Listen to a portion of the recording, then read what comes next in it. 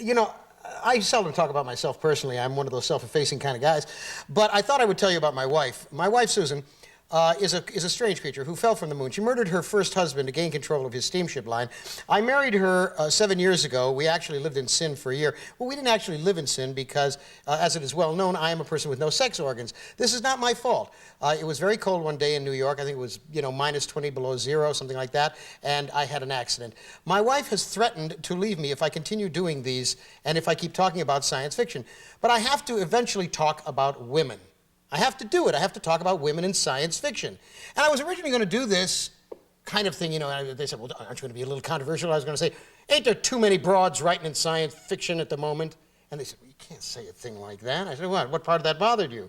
Well, I was thinking about women in science fiction. Now, when I came into this vaunted field, which was in the early 50s, there were only 3 or 4 women who were writing science fiction, maybe 5, and all of them were writing under names that were either patently man's names, like Andre Norton, who was, of course, Mary Alice Norton writing, or C.L. Moore under initials, and that was Catherine L. Moore. And they were brilliant writers. A woman named Lee Brackett, and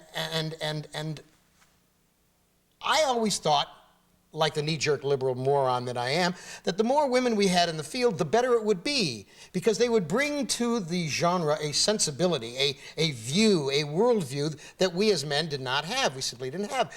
And so along about the early 60s, late 50s, early 60s, maybe middle 60s, I don't know, something like that, there started to be some enormous breakthroughs. There were some astonishing women writers. Astonishing writers who happened to be women. Ursula Le Guin, Joanna Russ, Vonda McIntyre, Carolyn Cherry, Kate Wilhelm was doing important things at that time. I got a little list here so I wouldn't forget. And we thought, now it's going to happen. And in fact, a great many women ran through that rip in the membrane that had been caused by brilliant writing of Ursula's and Joanna's. And they were writing books that were astonishing, dealing with very difficult subjects. And now we come to 1993, where exactly half of the final nominees on the ballot for the Nebula are women. Half of them, 50%. Not 42% or 37%, or we're giving a nod to women by having 6 on there. Fully half, and maybe more. One of them is initials I've never heard of, S.N. Dyer. I don't know that writer, so it may be a man or a woman. But at least 50% of the writers on here for the final ballot for the Nebula are women.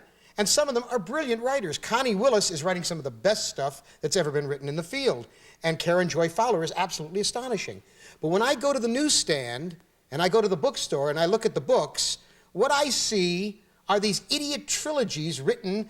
They start off being written by Anne McCaffrey with Mercedes Lackey. Then Mercedes Lackey becomes a big name, so it's Mercedes Lackey and Elizabeth Moon or whoever. And then Elizabeth Moon becomes a big name, and it's Elizabeth Moon and Ellen Dwan, and then it's Ellen Dwan, and they go on and on and on. They're fantasy, I suppose, but they're the kind of fantasy that could be written by anybody. Male, female, neuter, alien, me.